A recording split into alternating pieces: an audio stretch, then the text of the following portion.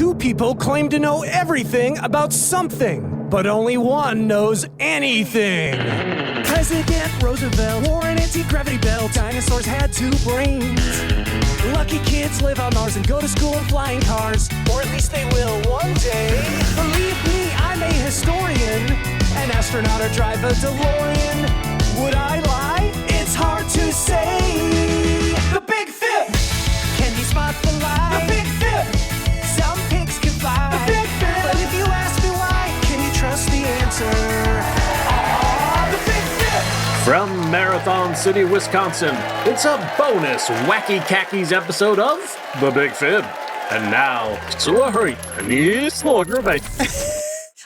Lisa, did you say that all backwards? Why, thank you for noticing, Deborah. I most certainly did. After all,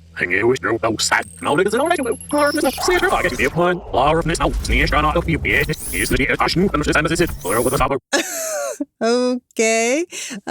Well, welcome to the Big Fib. I'm your host, Deborah Goldstein, and with me, as always, is our sound effects robot, Lisa, whose name stands for Live in Studio Audience. Lisa, you can't do the show backwards. Oh, nonsense, Deborah. Of course I can. And since there's been a little confusion about this, Lisa,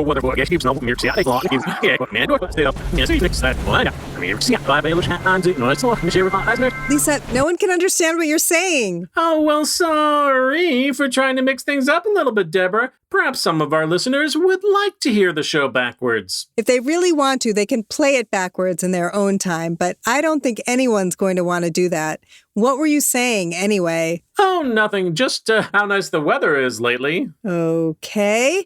Well, why don't we just move things forward by explaining how we play Wacky Khakis? Forwards, please. Oh, all right. Fine. Every time we play Wacky Khakis, Deborah and I each tell one wacky story about the world. Except only one of those is actually the truth, and the other one, by default, is... I'm blanking on the word for what you'd call it? A lie? That's harsh, but I guess so, yeah. Yeah, it is a lie.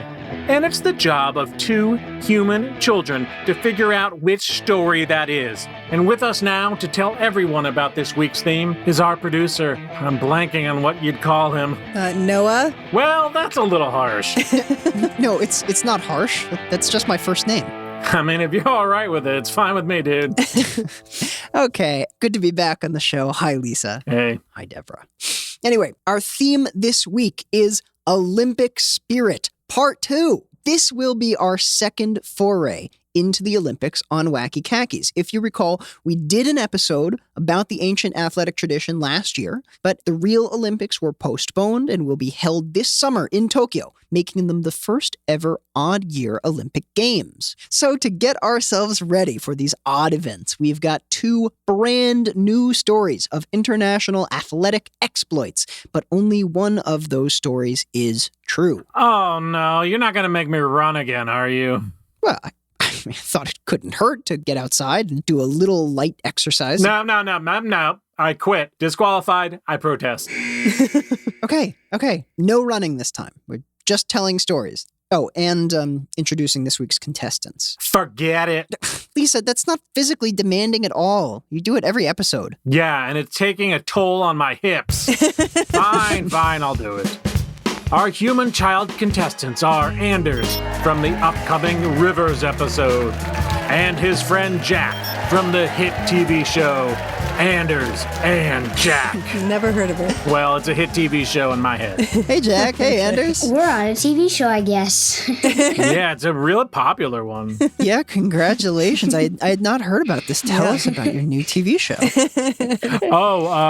It's Jack and Anders. In every episode, Jack's like, hey, and Anders is like, what? And then they laugh. It's a good one. Okay, then. If you guys did have a TV show together, what do you think you would do on it? Well, Jack and I are pretty into gaming, so I think we'd do like a gaming YouTube channel or something like that. Oh, yeah? Yeah. Which games? Well, we mostly play VR together these days, which is pretty fun. Jack, what's your favorite game to play? I don't have a favorite game. You don't have one? No, that doesn't surprise me. Do you have a least favorite game? No. You like them all the games. I like all the games I play because I know they're quality games. I see. Oh, he's only playing quality games. That's what we deliver here. Yeah. Quality games. Like Wacky Khakis.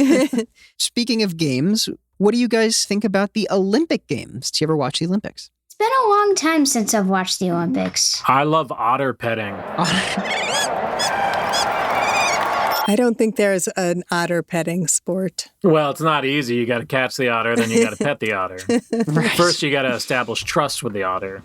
Right. Right. Very difficult. You might also first have to get the International Olympic Commission to take up otter petting as a game. Hey, yeah, there's a lot of red tape for sure. That's rather wacky.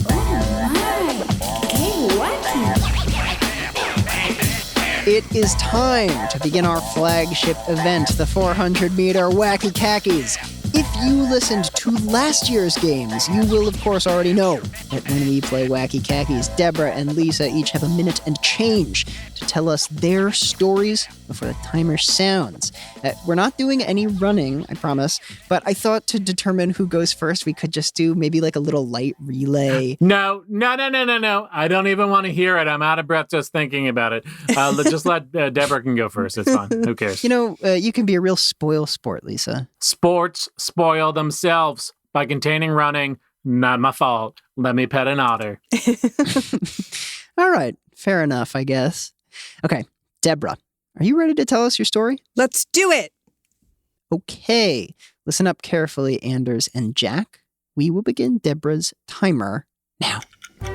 If you've never checked out freestyle skiing on YouTube before, I highly recommend it, especially if you've got time to waste.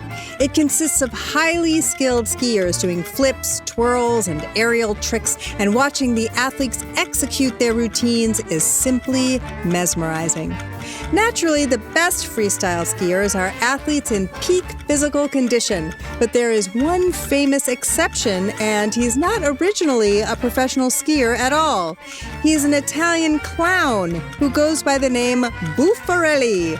Buffarelli, who competes in puffy purple overalls, full-face paint, and of course a pair of comically oversized skis, was first put forward by the Italians at the 1998 Winter Olympics in Nagano, Japan. Buffarelli's routine is charitably described as 5% skiing, 95% performance art. During his first competition at Nagano, Buffarelli shocked and delighted the crowd by handing the judge a handkerchief, then skiing down the hill, revealing the handkerchief to be, in fact, Buffarelli's belt. A famous photograph of Buffarelli at the bottom of the hill, bowing before the crowd with his pants around his ankles, is on display at the Canadian Ski Museum in Quebec.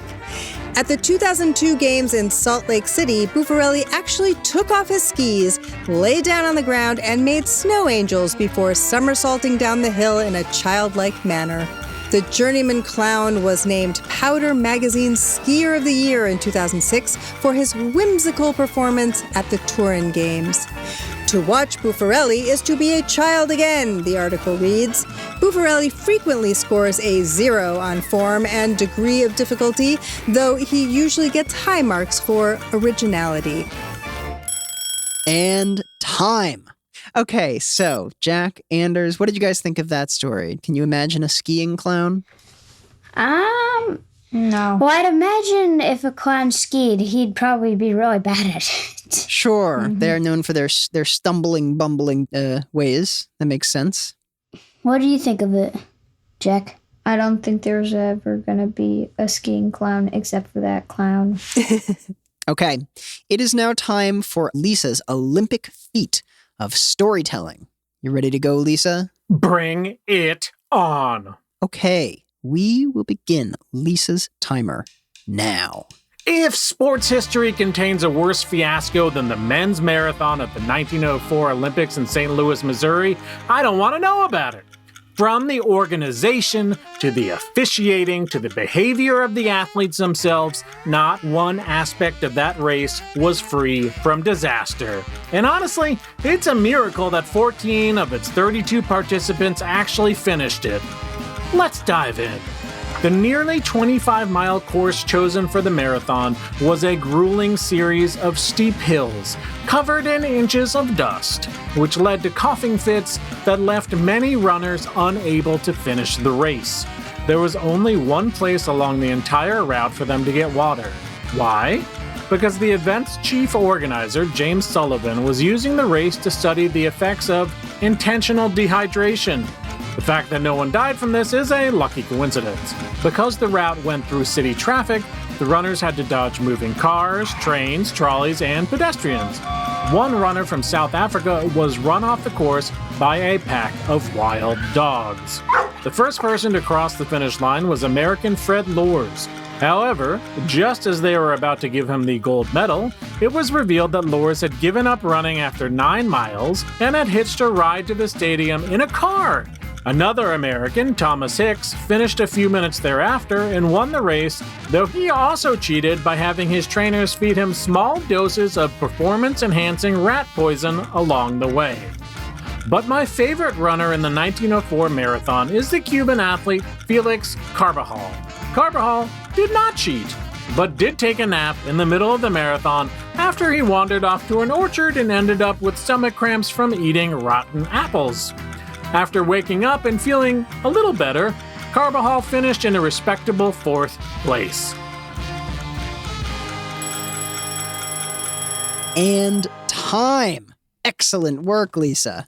Well, Jack, Anders, what did you think of that story, the 1904 marathon at St. Louis? Wacky. Wacky, the very definition of wacky. Mm-hmm. Well, wacky as in unbelievable. Yeah, actually. Yeah. Jack, what did you think? I think it's an interesting story. Jack, I've always liked you. Could you imagine these kinds of things happening today? Somebody taking a nap and finishing in 4th, or drinking rat poison to improve their time? No. They'd probably get some kind of sickness at the end. Mm-hmm. Yeah. Olympic fever. That's exactly the kind of sickness I'm suffering from. Okay, folks, it is, in fact, decision time. Time to figure out whose story belongs on Mount Olympus and who is just being a poor sport. Do you believe Deborah's story of the Italian clown who clowns around in the freestyle skiing competitions? Or Lisa's account of the catastrophic 1904 marathon filled start to finish with disaster and incompetence? What do you think? What do you think? I think The Wire is Lisa. Yeah, live in studio audience. Mm-hmm. I do too. Oh, I'm never watching the Jack and Anders show again. What network is that on even? Good question. Well, I'll tell you where it was, but I'm not watching it anymore. It's on Disney Minus. That's very good. Let us find out. Will the athlete who brought forth today's true story of Olympic exploits please let us know who you are? It was me! No. Sorry. Anders, Jack, that's tough. You just gotta take your lumps sometimes. Dang. I tried to be very clear. I said, I always tell the truth and Deborah always lies. But I don't always lie. Sometimes I tell the truth. Well, now you're globalizing. Yes, that is right. Lisa had our real story today with his retelling of the disastrous men's marathon at the 1904 Olympics in St. Louis. A few more fun facts about this one. Fred Lors, the runner who got a car ride during which he reportedly waved out the window to runners and spectators alike, was not uncovered as a cheater right away. In fact, when they still thought he had won rightfully, he had his photo taken with President Teddy Roosevelt's daughter, Alice. Lors was banned from competitive running for 1 year, but he won the Boston Marathon, by all accounts honestly, in 1905. Felix Carbajal, the Cuban 4th place finisher who took a nap in the middle of the race, also has more more interesting stuff in his story. He raised the money to travel to St. Louis by running the entire length of Cuba, but he lost all of that money in a dice game upon arriving in New Orleans. He had to hitchhike and walk to St. Louis from there, and arrived with no money and no running clothes. In fact, just minutes before the race, someone helped him cut his pants off at the knee so he would at least have something like shorts.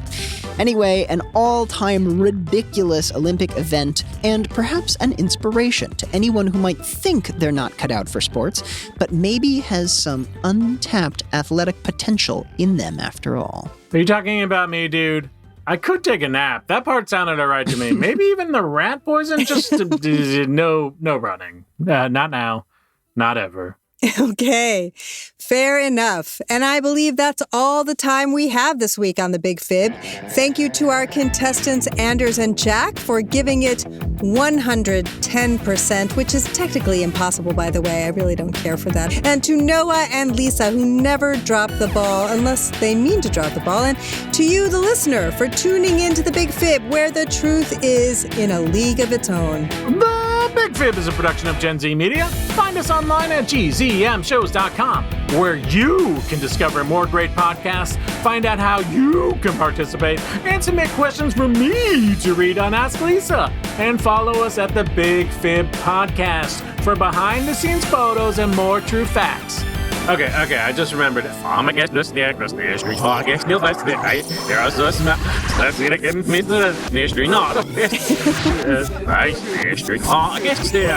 guy.